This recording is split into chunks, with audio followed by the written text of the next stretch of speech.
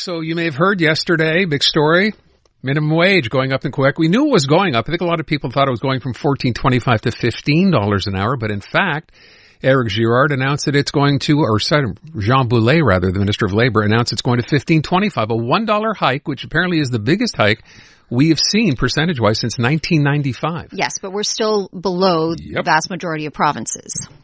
But it's the biggest hike we've seen since 1995. So good news, bad news. You can imagine people will be reacting differently. I mean, let's face it, $15.25 is still a far cry from the $18 that some people are demanding here. Mm-hmm. Let's start by talking to MARC-ÉDOUARD Joubert, who's president of the FTQ Regional Council in Montreal. Mark, give me your reaction, if you would, to yesterday's announcement that minimum wage is now going to be $15.25. Thank you. Hello, and thank you for having me. Pleasure. Well, hello? You hearing me? Absolutely. Yes, go ahead. Yeah. Okay.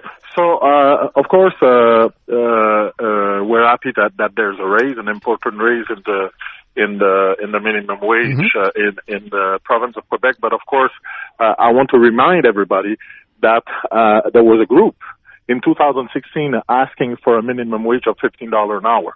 So it's been announced 7 years later that we're at $15 and somewhat for 2023. I want to remind people that in November, just for example, in the province of Quebec, the inflation was 6.8%, 6.8%, as I was saying.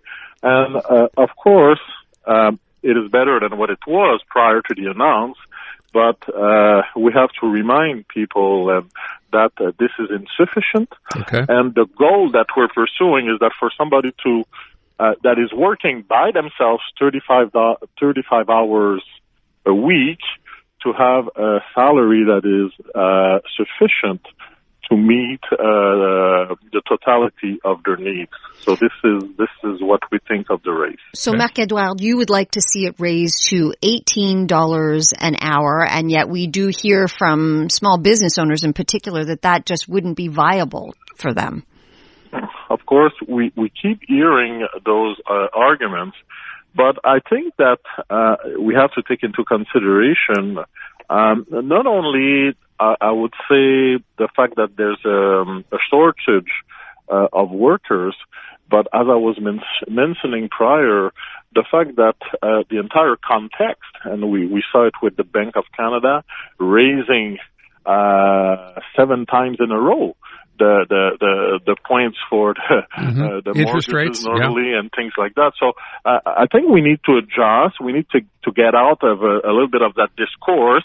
And basically what we're saying with the $18 an hour is that people that would receive that today would have a chance to have a viable salary and meet their needs, which we don't think that $15 and 20 somewhat is enough. $15.25. To your point, are you suggesting that when you talk about all the jobs that need to be filled, that people don't want to take those jobs here because they don't pay enough?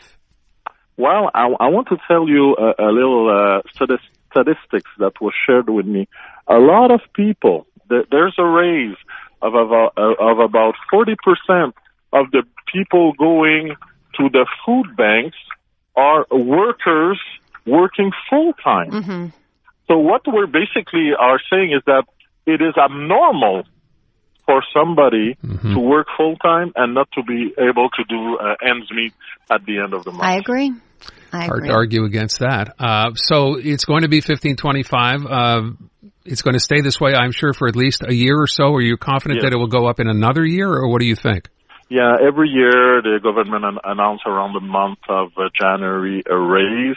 We hope that we can get as close as possible to a viable salary. For now, our demands are $18 an hour, but you have to understand, like, years after years, in 3 years, it's not going to be $18 an hour because everything keeps going up. Sure. You have to think of food, of the cost of living, and things like that. So for now, we wish that we could get faster, closer to $18 an hour. All right, Mark, I want to thank you, Marc-ÉDOUARD Joubert from the FTQ. The other side of this story is, and you brought up the question, Natasha, there will be people, small business owners, who are not going to like this decision because it will make their life more difficult. Benjamin Rousse is a policy analyst at the Canadian Federation of Independent Businesses, and he is on the line. So, Benjamin, make your point. Why is this too much? Why is this going to hurt some business owners? Well, first of all, thank you very much for having me. And as you said in the beginning, this is the highest increase in the minimum wage we've seen here in Quebec for more than 25 years. So this is not nothing. In fact, just to illustrate a bit what it means for a business owner at the moment is that they will need to pay $2,400 more per employee on minimum wage. And if we take, for instance, a business of 10 employees on minimum wage, it's an increase in payroll cost of $24,000 per year.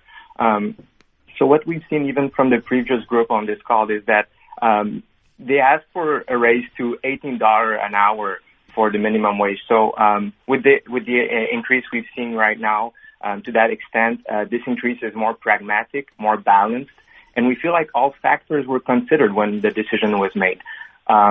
At the moment, business owners are dealing with a lot of issues. If we think about labor shortages, inflation as well. And we need to remind as well people that when we talk about minimum wage and increasing this minimum wage, it will have a domino effect on other salaries as well. People that are making just a bit more than the minimum wage will ask as well for that increase. So in the end, the business owners will need to increase the price, increase the wage of most of their employees, not only the people on minimum wage. What do you say to the argument if people are earning a little bit more, then they'll actually spend a little bit more? Because if they're not able to make ends meet, but they actually have a little bit left over, they might spend that. So potentially small businesses could reap the benefits of people having a little more spending money.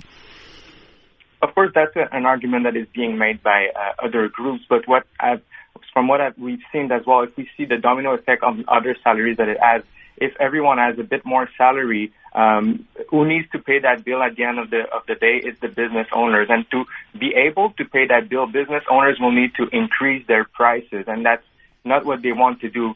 Right now, inflation is the main worry for business owners, and it has been since the beginning of 2022, and it's still this year their main worry. And we're seeing right now from business owners that we've surveyed that 2 out of 5 business owners are reducing their profit margin only to stay competitive. So they're trying to keep their head of the water while maintaining low price as possible. But it's very difficult for them right now coming out of the pandemic that they want to have a big recovery. But if we keep putting more cost pressure on them, it might not happen soon enough. I get that there are two sides to this coin. Mm-hmm. Obviously, we heard from someone else thinking the wage should be higher. You're talking about businesses thinking this is not a good idea. Yes, we're dealing in an inflation cycle now that's quite high, but I think everyone agrees it's going to start to come down. It may take 2, 3, 6 months, but it will start to come down.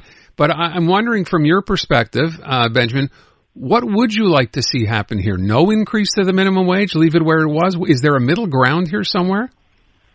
Yes, definitely. What we've been saying since the beginning is that the increase to minimum wage to $18 per hour would have a tremendously negative impact on small and medium businesses. It would have been very, very not good. For the increase right now, we've never been against an increase. What we've been saying is that to be considerate of all factors surrounding the minimum wage. And we're saying as well that it should be more targeted for the people really in need. We're saying that 60% of the people that are on minimum wage are between 15 and 24 years old. So we think it should be more targeted to people that are really in need of extra money, because we know that some people need more support. And in that sense, we're talking about inflation. Here in Quebec, we talk a lot about the anti-inflation shield, which, by the way, SMEs are not included. Of course, it only includes households. And I want to talk about the price of electricity. So we've seen that to fight inflation and help the population, the government decided to limit the rise of electricity costs to 3% for households. Once again, this doesn't include SMEs, so they will need to pay the full price of the raise of increased price of the electricity, so they will need to pay 6-7%. So inflation remains a big worry for business owners, and we're seeking support from the government to lower their tax burden, which, by the way, the payroll taxes for business owners here are 31% higher than the average of Canadian provinces. That says it all right there. And there have been a lot of people saying, why are we paying such high payroll taxes here to begin with? If the government was going to do something, that would be a good place to start. So I understand the point you're making. So that's exactly where you start to help small businesses. Interesting. Benjamin, want to thank you so much. Appreciate your time this afternoon. Thank you for having me. Yeah. There you go. Look, there is no right and no wrong. It's hard to hear someone suggesting, you know what, and I thought he made a good point, our first guest from the FTQ, saying there are people working jobs now, getting paid on minimum wage. Can't make ends meet. Who have to go to food banks. Yeah, they have to go to food banks. And then I find it very frustrating that, small businesses pay the price for this. And that's exactly where government should start. Reduce the tax burden, make it more viable for them. See if that in fact becomes an issue here. But yeah, 1525 starting May 1st.